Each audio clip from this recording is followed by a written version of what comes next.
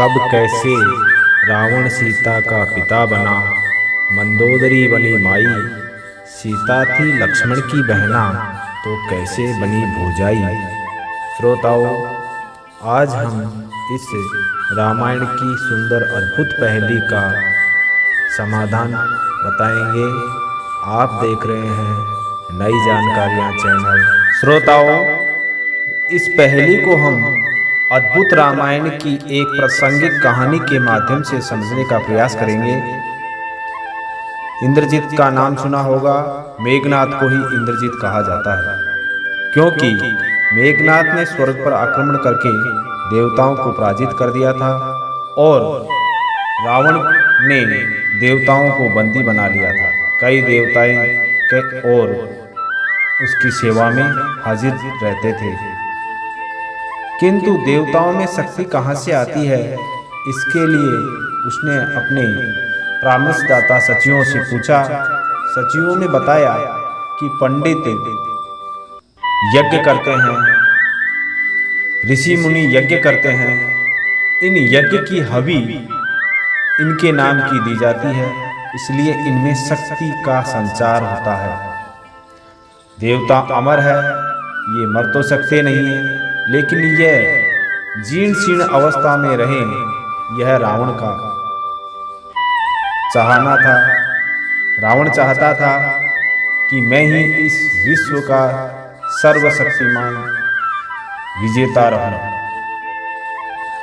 इस प्रकार देवताओं के हवि से भोजन प्राप्त करने की सूचना प्राप्त करके उसने राक्षसों को आदेश दिया कि जो भी ऋषि मुनि पंडित इन देवताओं के नाम की हवि दे, उनको बंदी बना लो, उनसे कर वसूलो और उनको इस प्रकार की यज्ञ हवि देना निषेधित करो।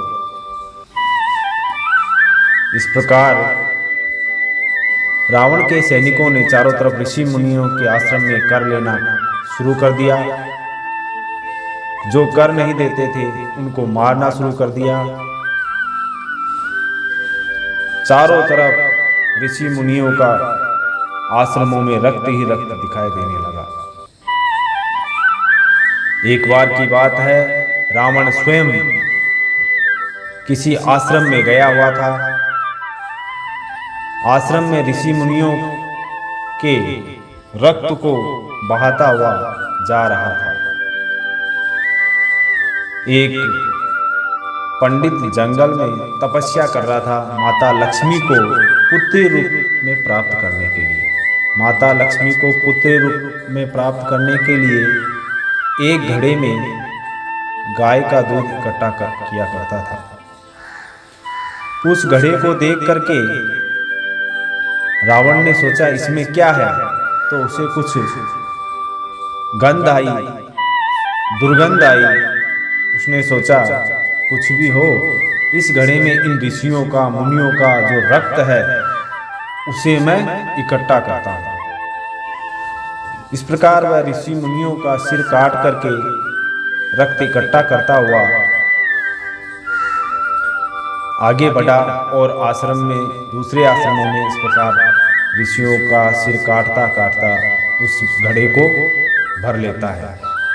घड़े को लेकर के अपने राज्य में आता है, लंकापुरी में आता है। लंकापुरी में उस घड़े को अपने सेनागार अंतःपुर में रखता है। अंतःपुर वह महल जहाँ पर राजा निवास करता है, सोता है, रहता है, बैठता है, अंतःपुर कहलाता है, रनिवास भी कहलाता है। उसमें रख देता है और मंदोदरी से कहता है कि इसमें बहुत ही भयंकर विष है।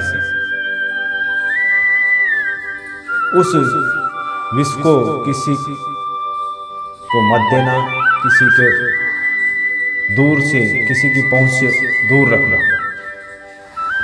इस प्रकार वह उसको रख देता है। एक बार मंदोदरी किसी प्रसंग से दुखी होकर के मरने का विचार करती है। और उसे वह उस हलाहल जहर की याद आती है। वह जहर इतना जहरीला है जिससे किसी की भी मृत्यु हो सकती है, उसे बचाया नहीं जा सकता है। उसे मंदोदरी को पता था। मंदोदरी उस जहर को पी जाती है। मंदोदरी उस जो घड़े में रक्त था उसमें से कुछ रक्त लेकर के पी जाती है। उस रक्त के पीने से मंदोदरी के गर्भ में गर्भ ठहर जाता है। मंदोदरी के गर्भ ठहरने पर मंदोदरी सोचती है कि मैंने तो मरने के लिए विष पिया था, मैं तो गर्भवती हो गई। गर्भ ठहर जाता है। उससे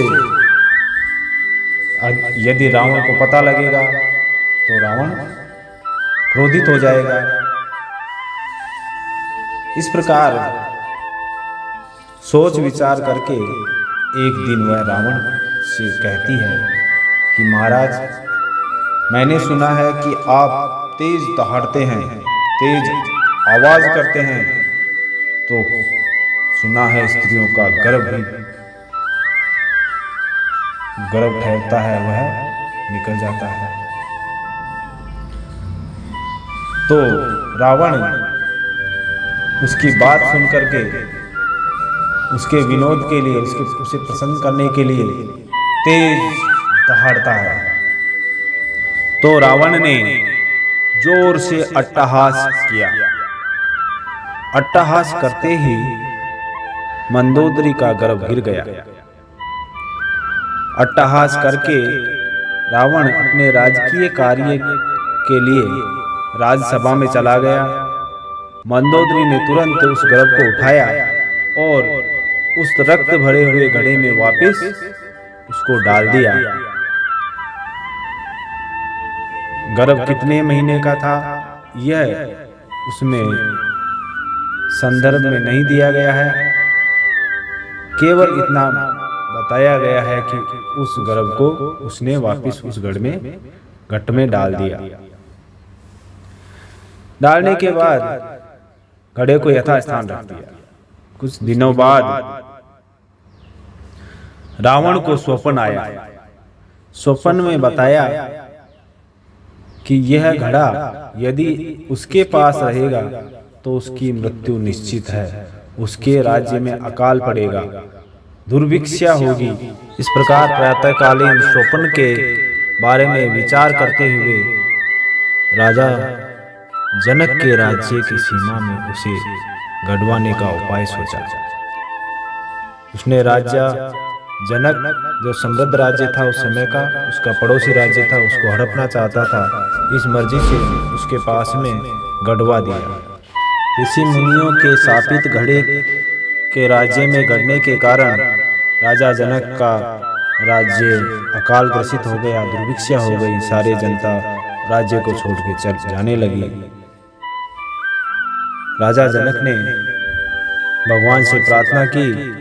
भगवान ब्रह्मा जी ने उपाय बताया कि हलेष्टि यज्ञ करो। हलेष्टि यज्ञ का मतलब हल को जोतना। राजा जनक ने हलेष्टि यज्ञ किया। हल से अपने पृथ्वी को जोता तो उनके बगीचे के समीप ही जो घड़ा गड़ा हुआ था उसमें एक कन्या प्राप्त हुई। उस कन्या का नाम सीता रखा गया। इस प्रकार सीता के पिता जनक पालित पिता है।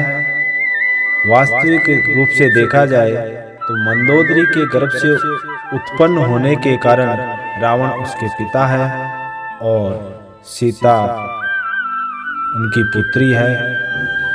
पहली में उत्तरार्ध में दूसरी पहली है। सीता थी लक्ष्मण की बहना, तो भोजाई कैसे हुई? इसके लिए हम अद्भुत रामायण में दो तरह से समाधान पाते हैं। पहला समाधान है, सीता ने लक्ष्मी जी के रूप में वासुकी जो नाग राज था उसके घर जन्म लिया था और नाग राज वासुकी के घर ही शेषनाग का जन्म बताया जाता है। इस प्रकार दोनों भाई बहन हुए। दूसरा संदर्भ आता है कि लक्ष्मी जी ने शेषनाग को अपना भाई बनाया था। इस प्रकार दोनों भाई बहन हुए, लेकिन इस जन्म में शेषनाग का अवतार लक्ष्मण जी और सीता जी राम की पत्नी होने के कारण भोजाई हुई। देवर के रूप में लक्ष्मण शेषनाग का अवतार है और सीता जी लक्ष्मी के रूप में अवतारित होने के कारण भाई बहन और इस जीवन में रामायण कालिक जीवन में भाई भौजाई देवर भौजाई का इस प्रकार इस पहेली का समाधान हुआ। इस प्रकार की और भी नई नई पहेलियों का समाधान जानने के लिए हमारे कमेंट बॉक्स में कमेंट करें, वीडियो को शेयर करें, लाइक करें और चैनल को सब्सक्राइब करें। धन्यवाद।